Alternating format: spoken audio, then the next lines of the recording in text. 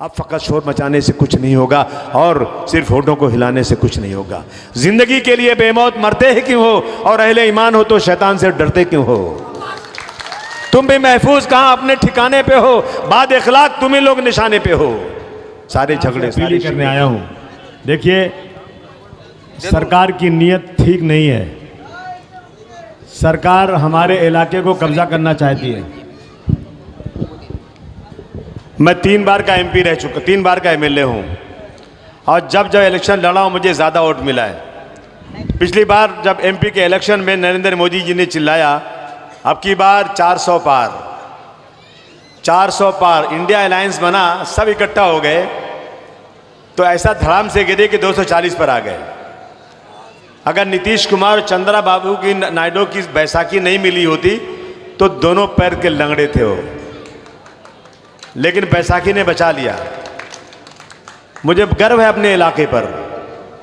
मानकू शिवाजी नगर के लोग इतने बड़े सेकुलर हैं, इन्होंने मुस्लिम हिंदू नहीं देखा। इन्होंने उद्धव ठाकरे की पार्टी के संजय पाटिल को इतना वोट दिया कि हर जगह से हारते हुए आए और यहाँ से बहुत ज़बरदस्त वोटों से चुनकर आए।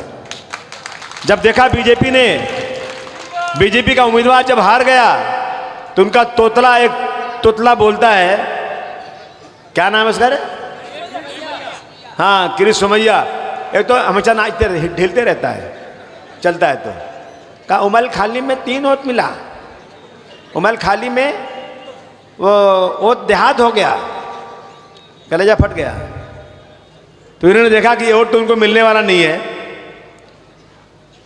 और अबू आसिम को रोकना है, तो उन्होंने 2 उम्मीदवार भेजा है,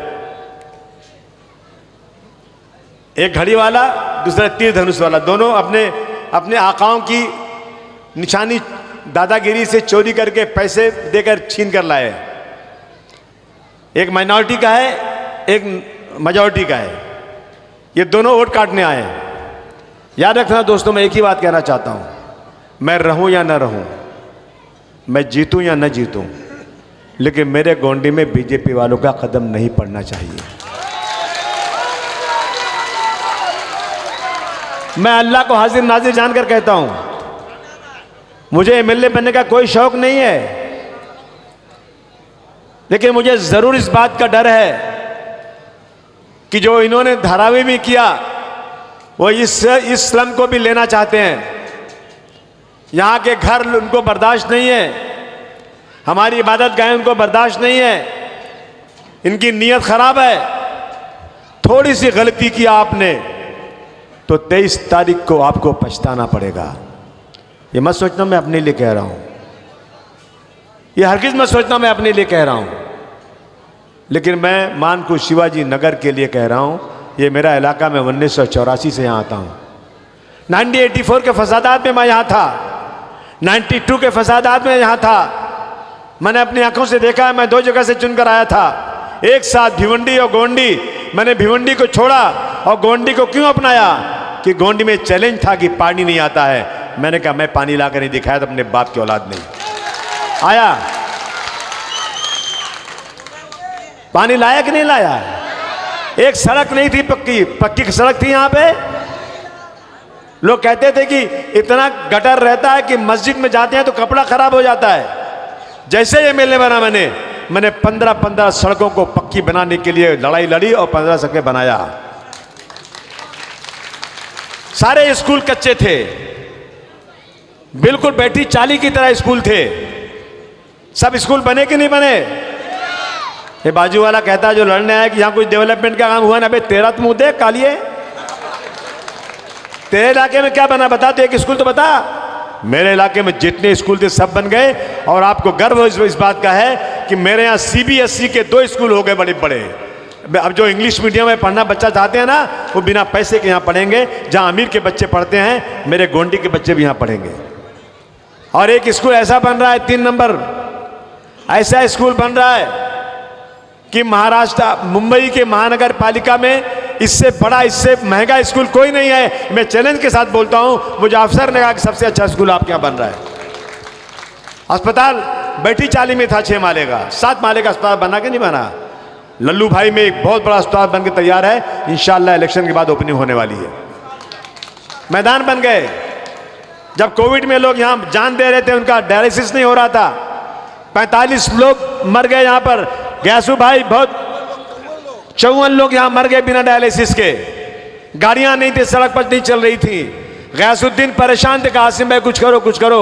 अपने जेब का 1.5 करोड़ रुपया लगाकर मैंने डायलिसिस लगाई। 45 लोग रोजाना फ्री डायलिसिस लेते हैं। ये सब बताने का टाइम नहीं है, लेकिन एक बात कहना चाहता हूं, किसी गलत फहमी में मत पड़ना, नहीं तो फिर आंसू रोगे खून के। सुन लेना, एक कागज पर लिखो जो मैं बोल रहा हूं, लिख लो जो कह रहा हूं। अगर खुदा ना खास्ता ये दोनों उम्मीदवार में कोई भी चुनकर आ गया तो मेरा गोंडी सेफ नहीं रहेगा। मेरे गोंडी पर बदनजर है।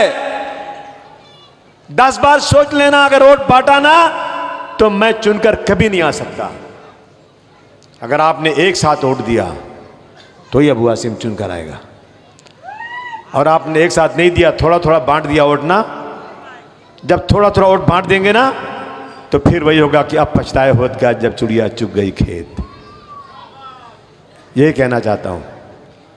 बहुत बहुत आपका एहसानमंद हूं, आप इतनी बड़ी भीड़ में यहां बैठे हैं। बहुत सारे लोग बिना बुलाए, नाज भाई बैठे हैं, ये नाज कुरैशी साहब मैंने बुलाया आपको, बहुत बड़े आदमी हैं, घूम रहे गलियों में। आसिम भाई को जीतना चाहिए। जमात इस्लामी, जमीयतुल उलमा, रजा एकेडमी, सारे लोग सुबह से शाम तक फोन करते हैं, आसिम भाई आपको जीतना चाहिए, आसिम भाई आपको जीतना चाहिए। आसिम भाई नहीं जीते तो बहुत बुरा हो जाएगा। सारे लोग गलियों में घूम रहे हैं, मुझे मुलाकात भी नहीं हो रही है। खुद रहा के होटल में रह रहे हैं, खा रहे हैं, अपना कब कर रहे हैं। इज्जत रख लेना आप लोग, गोंडी की इज्जत रख लेना। बहुत सारे लोग आएंगे, बड़ी बड़ी बातें करेंगे। आप बताओ मुझे, 2014 के पहले बुर्का कभी बैंड होने की बात हुई थी हिंदुस्तान में? जब से बीजेपी आई, हमारी बहनों का बुर्का उतार देना चाहती है। इसके पहले गाय बैल के नाम पर कोई मारा गया था हिंदुस्तान में? आज जिसे चाहते हैं वो गाय बैल के नाम पे मार देते हैं उठा करके, और हमारे मुसलमानों को पकड़कर पेड़ में बांधकर उनको गोबर खिलाते हैं। देखा नहीं देखा आपने टीवी पे? वो तो सब है। एक स्कूल में एक छोटे से बच्चे को टीचर खड़ा करती है, कहती है मारो इसको, मारो इसको। क्यों मारो? कि ये मुसलमान है। देखा कि नहीं देखा आप लोगों ने? बहुत लोगों ने देखा होगा। एक रेलवे में पुलिस वाला 3 मुसलमानों को डिब्बे से निकालता है, गोली मार देता है। क्यों मार दिया? ये मुसलमान है। इसलिए कहना चाहता हूं दोस्तों आपसे, अब फकत शोर मचाने से कुछ नहीं होगा, और सिर्फ होठों को हिलाने से कुछ नहीं होगा। जिंदगी के लिए बेमौत मरते ही क्यों हो, और अहले ईमान हो तो शैतान से डरते क्यों हो। तुम भी महफूज कहां अपने ठिकाने पे हो, बाद इखलाक तुम ही लोग निशाने पे हो। सारे झगड़े सारे शिकवे भुला के उठो, सारे झगड़े सारे शिकवे भुला के उठो, दुश्मनी जो भी आपस में भुला के उठो। अब अगर एक ना हो पाए तो मिट जाओगे, अब अगर एक ना हो पाए तो मिट जाओगे, तुम भी खुश पत्तों की तरह बिखर जाओगे। यही पैगाम अबू आसिम आपके पास लेकर आया है। 10 बजने जा रहा है, इसलिए आपसे ज़्यादा बात नहीं कर सकता हूँ।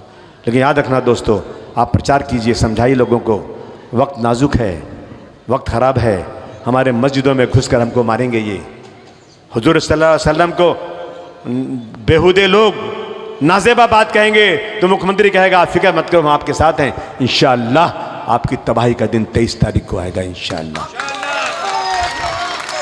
बहुत बहुत शुक्रिया, बहुत बहुत शुक्रिया।